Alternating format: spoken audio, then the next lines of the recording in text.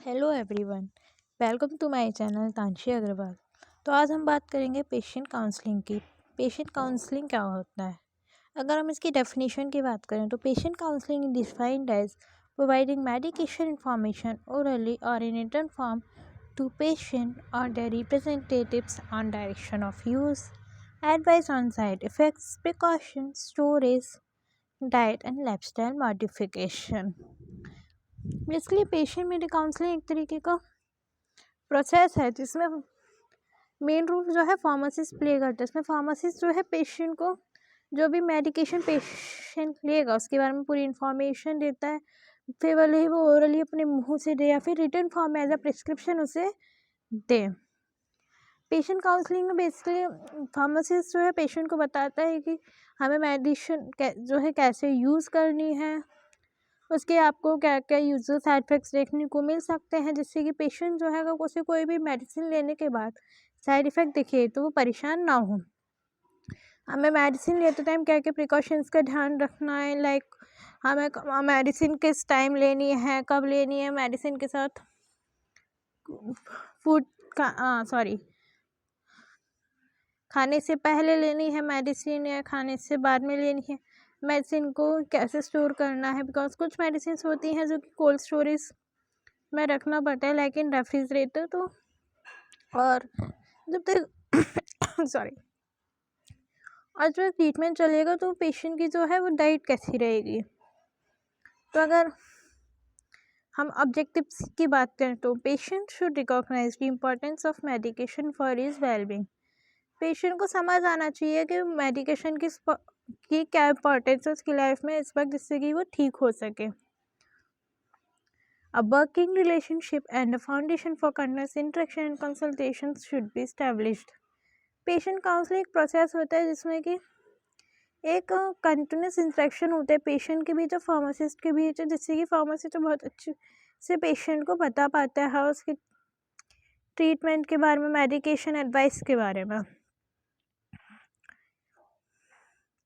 Patients understanding of strategies to deal with medication side effect and drug interaction should be improved.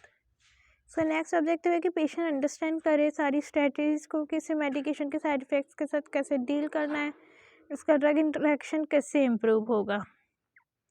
Should ensure better patient compliance. Patient counselling का एक objective ये भी है कि better patient compliance हो। Patient becomes N informed, efficient and active participant disease treatment self care management. Patient को proper information हो, वो एक्टिव पार्टिसिपेट कर पाए अपने डिसीज़ को ट्रीट करने में और अच्छे से अपनी सेल्फ केयर कर सके। Pharmacist should perceived as a professional who offers pharmaceutical care. Drug interaction should be prevented. Patient counselling के थ्रू हम ये भी काउंसलिंग का ऑब्जेक्टिव ये भी है कि ड्रग इंटरेक्शन को प्रिवेंट किया जा सके और एडवर्स ड्रग रिएक्शंस को। अब अगर बात करें कि कम्युनिकेशन स्किल्स क्या क्या होनी चाहिए इफ़ेक्टिव काउंसलिंग के लिए, तो जो काउंसलिंग प्रोसेस है वो हम दो तरीके से कर सकते हैं, एक वर्बल और एक नॉन वर्बल। वर्बल कम्युनिकेशन मतलब बोल के कि हम किस लैंग्वेज में बात कर रहे हैं।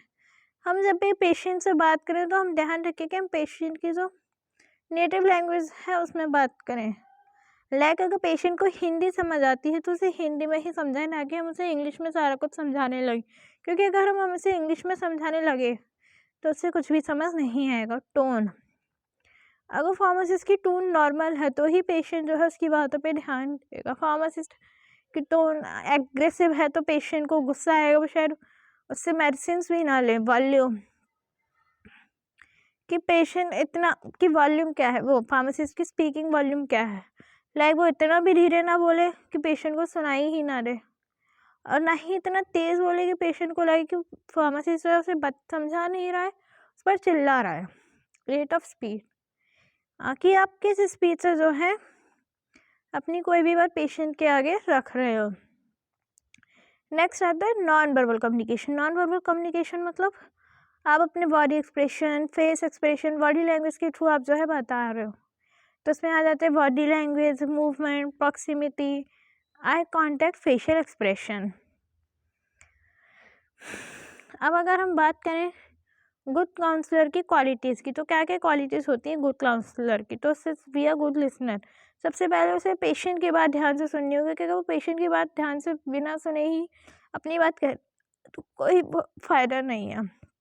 B flexible, empathic, be non judgemental, be tolerant, communicate confidently. Pharmacist जो भी एक अच्छा काउंसलर होता है वो किसी भी पेशेंट को जो है जज ना करे, उसे थोड़ा सा उसके अंदर टॉलरेंस पावर होनी चाहिए, क्योंकि समटाइम्स क्या होता है पेशेंट के साथ डील करते टाइम हमें थोड़ा टॉलरेंट होना पड़ता है। अब अगर हम बात करें पेशेंट काउंसलिंग के स्टेप्स की, कि क्योंकि हम जब भी पेशेंट काउंसलिंग करते तो हमें कुछ स्टेप्स फॉलो करने पड़ते हैं। तो ये स्टेप्स कौन कौन से हैं? पहला, preparing for the session. Second, opening of the session. Third, counselling content. Fourth, closing the session. तो हम बारी बारी से हर एक स्टेप को डिटेल में अब समझेंगे। फर्स्ट है प्रिपेयरिंग फॉर द सेशन, मतलब तो पहला, हम जब भी पेशेंट काउंसलिंग कर रहे हैं वो जो सेशन उससे पहले एक सेशन उससे पहले हमें खुद को प्रिपेयर करना पड़ेगा। कोई भी सेशन हम करते तो हम उस सेशन के बारे में सबसे पहले हमें प्रॉपर नॉलेज होनी चाहिए कि हम किस बारे में बोल रहे हैं, किससे बोल रहे हैं। जो काउंसलिंग होती है वो डेवलप होती है किसी भी काउंसलर की नॉलेज पर और उसकी स्किल्स पर। जो फार्मासिस्ट है उसे जितना ज़्यादा हो सके उतना ज़्यादा पेशेंट की ट्रीटमेंट डिटेल्स के बारे में पता होना चाहिए।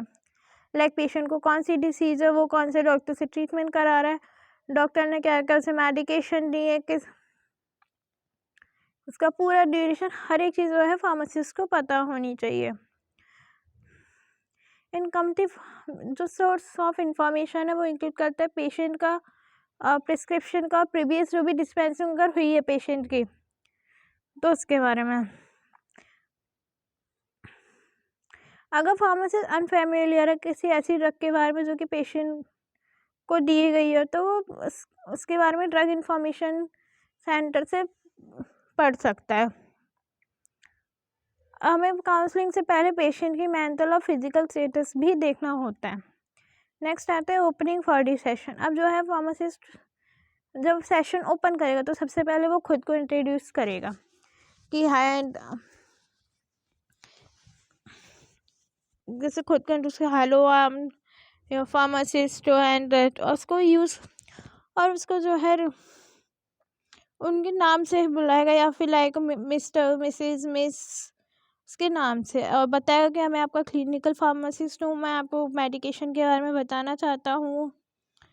जो फार्मासिस्ट है वो सारी इन्फॉर्मेशन लेगा पेशेंट डिसीज़ के बारे में, उसके मेडिकेशन के बारे में, और उसके अलावा वो अदर इन्फॉर्मेशन हो सकते हैं जैसे उसकी प्रीवियस ड्रग एलर्जीज रही हैं कुछ, उसकी पास्ट मेडिकेशन हिस्ट्री क्या रही है, उसकी पर्सनल हैबिट्स क्या है, लाइक वो उसकी डाइट कैसी है, वो अल्कोहल यूज़ लेता है नहीं लेता, वो स्मोकिंग करता है नहीं करता। हम और हमें हमेशा ओपन एंडेड क्वेश्चन जो हैं पेशेंट से पूछने चाहिए, लाइक डॉक्टर ने आपको आपकी इलनेस के बारे में क्या बताया, या फिर आप क्या क्या जानते हैं आपकी डिसीज़ के बारे में, या फिर आपको क्या क्या सिम्टम्स हैं, आपके क्या क्या सिम्टम्स आपने देखे। नेक्स्ट है काउंसलिंग के दौरान जो है फार्मासिस्ट को अवॉइड करने चाहिए किसी भी कोई भी डायरेक्ट क्वेश्चन पूछने में जो कि पेशेंट को जो है एम्बेरस कर सके। थर्ड आता है काउंसलिंग कंटेंट, कि अब हम पेशेंट को जो है काउंसल करना है तो उसमें फार्मासिस्ट जो है पेशेंट को क्या क्या इन्फॉर्मेशन देगा। पहले तो कौन कौन सी मेडिकेशन है और उसकी क्या क्या स्ट्रेंथ है। सेकंड, वो मेडिकेशन उसे क्यों दी गई है, वो कैसे वर्क करेगी। और थर्ड हो जाता है कि उसे मेडिकेशन कैसे लेनी है, उसका ड्यूरेशन ऑफ ट्रीटमेंट कितना रहेगा, उस ट्रीटमेंट के क्या क्या बेनिफिट्स होंगे, क्या क्या उसे एडवर्स इफेक्ट्स देखने को मिल सकते हैं, क्या क्या मेडिकेशन या डाइटरी इंटरेक्शन हो सकता है, उसे बताएगा उसका मेडिकेशन की स्टोरेज रिकमेंडेशन होगा, मिनिमम ड्यूरेशन क्या होगा कि जो है पेशेंट पे दवाई असर करने लगे, कि हाँ आपको दवाई का असर एक दिन में होने लगेगा कि एक हफ्ते में आपको रिजल्ट देखने को मिलेगा। देन लास्ट आ जाता है क्लोजिंग द सेशन। उसमें अब मतलब सेशन क्लोज करना है तो वो क्या करेगा, सेशन को क्लोज करने से पहले एसेंशियल है कि चेक करे कि पेशेंट की अंडरस्टैंडिंग कैसी है, उससे पूछेगा कि फीडबैक लेगा कि आपको कोई डाउट तो नहीं है, आपको कुछ क्वेश्चन तो नहीं पूछना, उससे पूछ लिया कि उसे कोई डाउट तो नहीं रह गया। और अगर टाइम है आपके पास तो आप फाइनल क्लोजर से पहले जो है उसे सारी डिटेल्स लॉजिकल ऑर्डर में भी दे सकते हैं। तो ये हमारा पेशेंट काउंसलिंग यहाँ ख़त्म होता है।